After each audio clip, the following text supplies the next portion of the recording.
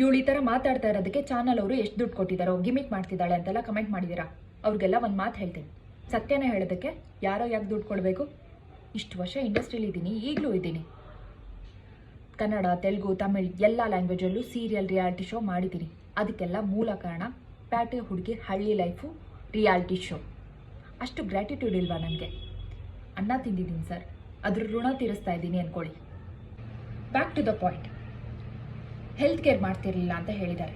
Health care ಮಾಡಿಲ್ಲ ಅಂದಿದ್ದಿದ್ರೆ 24/7 ambulance ಯಾಕಿರುತ್ತೆ? ನಿಮ್ಗೆ ಏನಾರು ಆದರೆ ತಕ್ಷಣ ಹಾಸ್ಪಿಟ್ಲಿಗೆ ಕರ್ಕೊಂಡು ಹೋಗ್ತಾರೆ. ನಿಮ್ಮ ಮನೇಲೂ ಈ ಥರ ಫೆಸಿಲಿಟೀಸ್ ಇರುತ್ತೋ ಇಲ್ವೋ? ಇಲ್ಲಿ ಇರುತ್ತೆ. ಯಾಕಂದರೆ ಅಷ್ಟು ದೊಡ್ಡ ಜವಾಬ್ದಾರಿ ಅವ್ರ ತಲೆ ಮೇಲೂ ಇರುತ್ತೆ.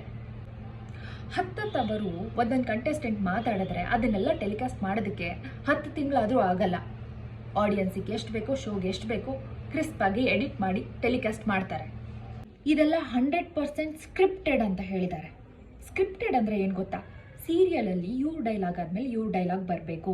ಸ್ಕ್ರಿಪ್ಟ್ ರೈಟರ್ ಏನು ಬರ್ತಿರ್ತಾರೋ ಅದನ್ನು ಹಾಗೆ ಸೆಂಟೆನ್ಸ್ ಸಮೇತ ಬಟ್ಟಿ ಇಳಿಸ್ತೀವಲ್ಲ, ಅದನ್ನು ಸ್ಕ್ರಿಪ್ಟೆಡ್ ಅಂತ ಹೇಳ್ತಾರೆ.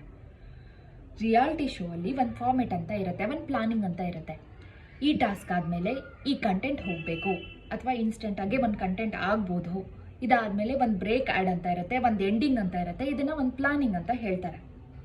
ಈ ಟಾಸ್ಕಲ್ಲಿ ಈ ಥರದ್ದನ್ನೇ ಮಾತಾಡಬೇಕು ಅಂತ ಒಂದು ಕಂಟೆಸ್ಟೆಂಟಿಗೆ ಹೇಳ್ಕೊಡ್ತಾರಲ್ಲ, ಅದನ್ನು ಸ್ಕ್ರಿಪ್ಟೆಡ್ ಅಂತ ಹೇಳ್ತಾರೆ.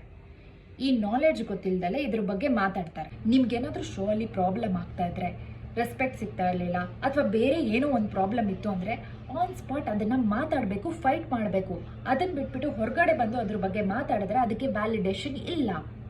ಬರೀ ಸಗಣಿ ಎತ್ತೋದು, ಬೆರಣಿ ತಟ್ಟೋದು, ಕಳೆ ಕೀಳೋದು ಇಷ್ಟೇನಾ ಹಳ್ಳಿ ಲೈಫು? ಇದು ಬಿಟ್ಟರೆ ಬೇರೆ ಏನೂ ಇಲ್ವಾ? ಹಳ್ಳಿ ಪವರ್ ಅಂದರೆ ಅದಕ್ಕೆ ಆದಂತಹ ಶೋ ಫಾರ್ಮ್ಯಾಟ್ ಇರುತ್ತೆ, ಅದನ್ನು ಫಾಲೋ ಮಾಡಬೇಕಾಗುತ್ತೆ ಅವರು. ಇನ್ನೂ ಈ ಥರ ಸಾಕಷ್ಟು ವಿಷಯಗಳಿದೆ, ಅದ್ರ ಬಗ್ಗೆ ನಾಲೆಡ್ಜೇ ಇಲ್ಲದೆ ಹೊರಗಡೆ ಬಂದು ಮಾತಾಡ್ತಾ ಇದ್ದೀರಾ. ಆ ವಿಡಿಯೋ ನೋಡಿದಾಗ ನನಗೆ ಮಾತಾಡಬೇಕು, ಇದ್ರ ಬಗ್ಗೆ ಸ್ಟ್ಯಾಂಡ್ ತಗೋಬೇಕು ಅಂತ ಅನ್ನಿಸ್ತು.